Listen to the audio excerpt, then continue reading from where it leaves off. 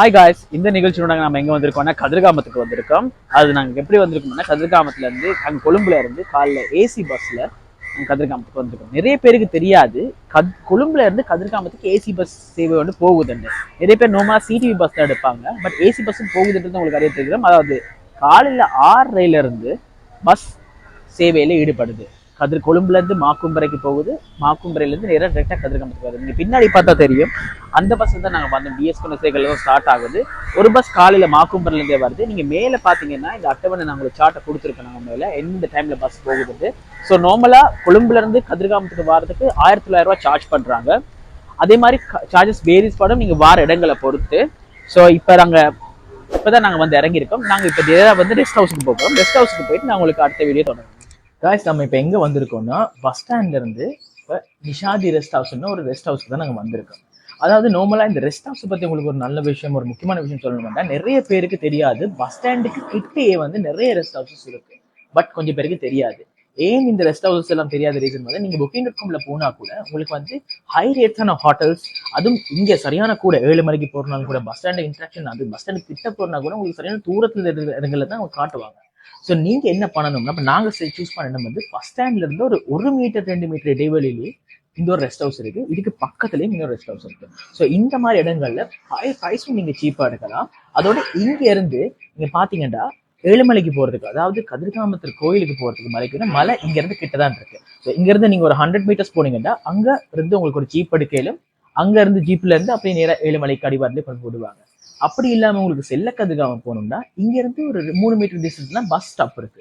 So இந்த bus ஸ்டாப்ல இருந்தா நீங்க கொழும்புக்கோ எங்க இடத்துக்கு போனாலும் இங்கே தான் வந்தாங்கன்னா பஸ் பிரயாணம் மேற்கொள்றவங்க.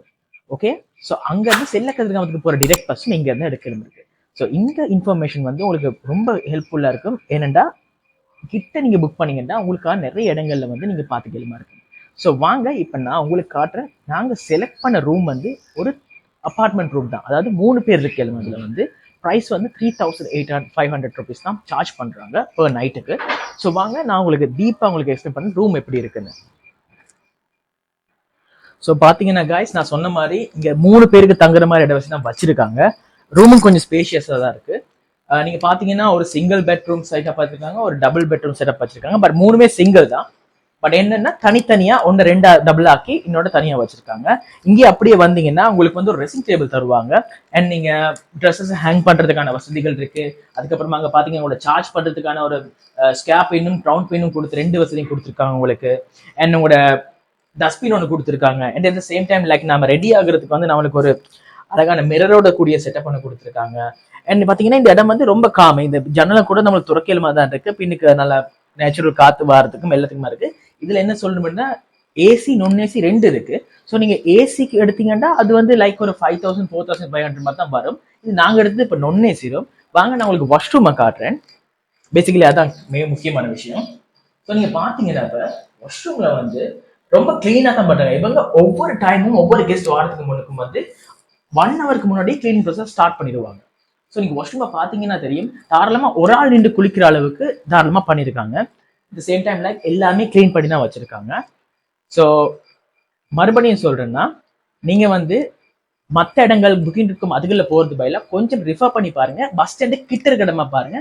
ஸோ உங்களுக்கு பயணமும் ஈஸியா முடியும். அதே மாதிரி நீங்க டக்குன்னு எங்கேயும் வேற இடத்துக்கு போறனா கூட ஈஸியா போயிட முடியும். ஸோ வாங்க உங்களுக்கு அடுத்த இதுல வந்து நான் எப்படி இங்க இருந்து கதிரமலைக்கு போறது, செல்லக்கதிர்காமம் போறது அந்த விஷயங்களை நான் சொல்றேன். Okay, thank you.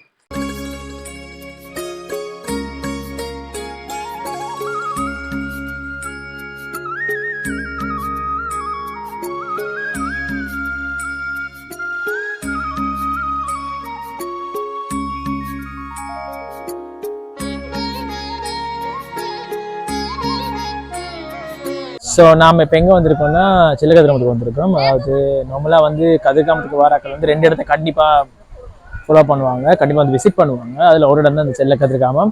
ஸோ நாங்கள் டிரெக்டாக ரூம்லேருந்து லஞ்ச் எடுத்துகிட்டு அப்புறம் எங்கள் ஒரு சிட்டி பஸ்லேருந்து பஸ் எடுத்து வந்திருக்கோம். நார்மலாக பஸ் சார்ஜஸ் வந்து 55 rupees வந்து சார்ஜ் பண்ணுறாங்க. ட்ராவல் மினிட்ஸ் வந்து லைக் 15 minutes மாதிரி தான் வருது அங்கேருந்து இங்கே. ஸோ நான் வந்திருக்கோம், தொடர்ந்து பார்ப்போம் உள்ள என்னென்ன இருக்குன்னு.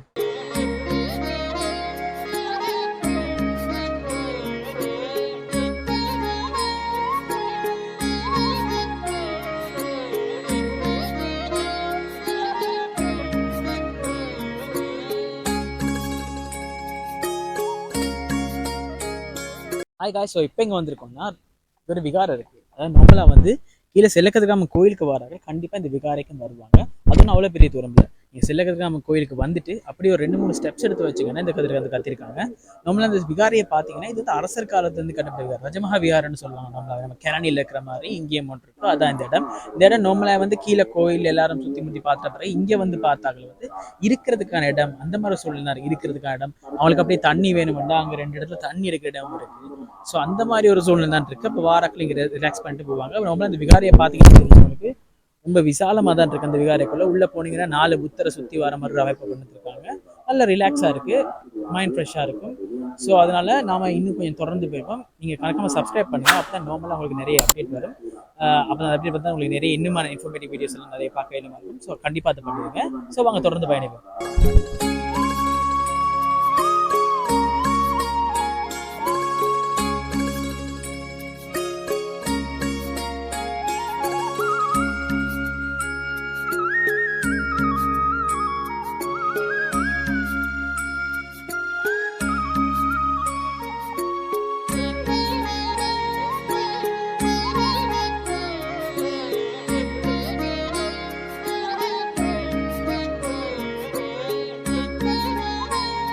Hi guys. ஸோ இப்போ எங்கே வந்திருக்கோம்னா நம்ம கதிர்காம கோயிலுக்கிட்ட தான் வந்திருக்கோம். ஸோ இங்கே நான் பார்த்தீங்கன்னா நான் வந்தோடனே முதல்ல பார்த்து ஆச்சரியப்பட்ட விஷயம் வந்து இந்த கோயிலோட ஸ்ட்ரக்சரை கொஞ்சம் மாற்றிருக்காங்க. அதாவது புதுசாக தங்க வாயில்னு சொல்லி ஒன்று ஓப்பன் பண்ணியிருக்காங்க. அதாவது நாங்கள் லாஸ்ட் டைம் வரக்குள்ள இது வந்து அண்டர் கன்ஸ்ட்ரக்ஷனில் இருந்துச்சு. பட் இப்போ இது வந்து ஃபுல்லாக ரீஸ்ட்ரக்சர் பண்ணி மாடிஃபை பண்ணியிருக்காங்க. பார்த்தீங்கன்னா இப்போ ஒரு சின்ன சின்ன தெரியுது. இந்த தண்ணியை பாருங்க, முதல்ல இருந்ததை விட ரொம்ப கிறிஸ்டல் கிளியராக இருக்குது. இப்போ நல்லா பார்க்கக்கூடியதாக இருக்குது. அதோட அங்கே ஒரு அணைக்கட்டு கட்டிருக்காங்க பாருங்க. கழிவு தண்ணியை வராமல் இருக்கிறதுக்கு அங்கே ஒரு அணைக்கட்டு கட்டிருக்காங்க. ஸோ பக்தர் அடியார்கள் வந்து இப்போ தயங்காம வந்து இங்கே நீராடித்து அவங்க முருகனுக்கு போய் தரிசிக்கலும். அதோட இப்போ வந்து இந்த நைட் டைம்ல வந்து பெரிய நடந்துட்டு இருக்கு. அண்ட் ஸோ இப்போ பார்த்தீங்கன்னா 2 பக்கத்தாலையும் வந்து அக்சஸ் பண்ணல. இப்போ அங்கேருந்து இங்கேருந்து பக்தர் வந்து பாலத்தை யூஸ் பண்ணாமல் இதை கடந்தே வராங்க. ஸோ இது தொடர்ந்து வாங்க, இது மாதிரி நிறைய சுவாரஸ்யமான விஷயங்கள் நம்ம இன்னும் பார்க்கலாம்.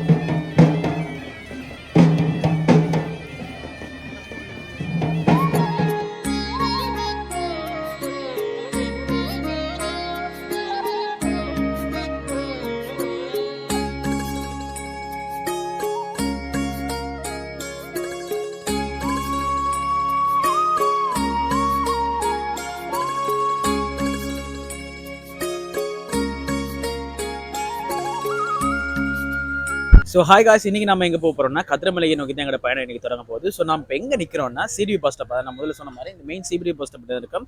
இங்கே வந்தால் நீங்கள் கதிரமலைக்கு போகிறதுக்கான ஜீப், அதாவது இங்கே பெண்கள் பார்த்தீங்கன்னா இந்த மாதிரி ஒரு ஜீப்பில் தான் கதிரமலைக்கு இங்கே டிரான்ஸ்போர்ட் கொடுக்குறாங்க. அதாவது பெர் பர்சனுக்கு 100 rupees சார்ஜ் பண்ணுறாங்க. ஸோ வாங்க தொடர்ந்து பயணிப்போம்.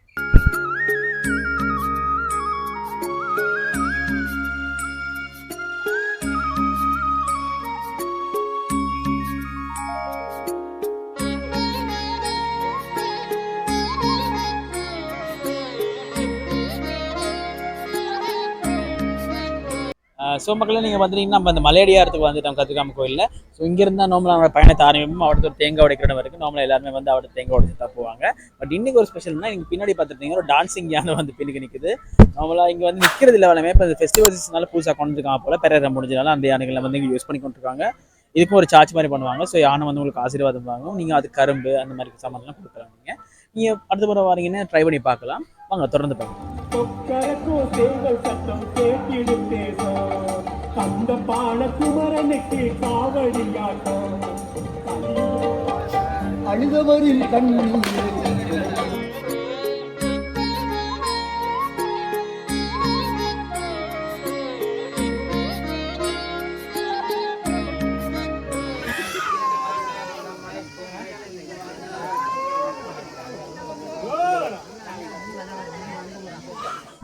ஸோ காய்ஸ் நம்ம இப்போ எங்கே வந்திருக்கோம்னா மலையடிவாரத்துலேருந்து நம்ம இப்போ பாதி தூரத்துக்கு வந்திருக்கோம். கிட்டத்தட்ட இங்கே ஒரு 5 கோயிலை தாண்ட வேண்டி வரப்போகுது. நம்ம ரெடியாக 3 கோயிலை தாண்டித்தோம். இன்னும் 2 கோயில் தாண்ட இருக்கு மேலே. ஸோ இது வந்து ஒரு ரெஸ்டிங் பாயிண்ட்டாக இருக்குது. இந்த இடத்துல வந்து ஐஸ்கிரீம் எல்லாமே செல் பண்ணி கொண்டிருக்காங்க. ஸோ இங்கே வந்து ரெஸ்ட் பண்ணிட்டு திருப்பி இங்கேருந்து மேலே போக வேண்டியதாக இருக்குது. நிறைய பேர் வந்து அவங்களோட வேண்டுதலுக்காக வேல்களையும் நிறைய பேர் வந்து பொதிகளையும் சுமந்துட்டு வராங்க மேலேருந்து. தொடர்ந்து பயணிப்போம், மேலே போயிட்டு பார்ப்போம் என்ன இருக்குன்னு.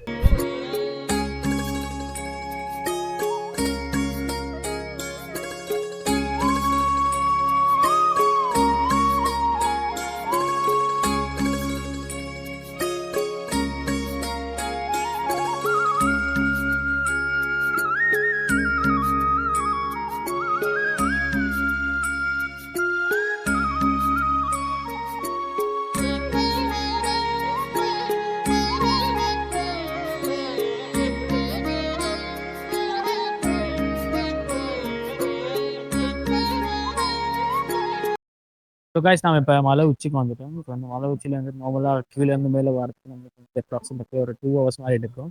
கிளைமேட் ஓகே இருந்தனால பெருசாக வெயில் இருந்ததுனால நமக்கு வந்து ரொம்ப ஈஸியாக கொஞ்சம் நேரம் டக்குனு மேலே வர மாதிரி இருந்துச்சு. பட் நான் ப்ரிஃபர் பண்ணுறது லைக் ஏழுமானாக்கள் மேலே மலை ஏறிவாங்க.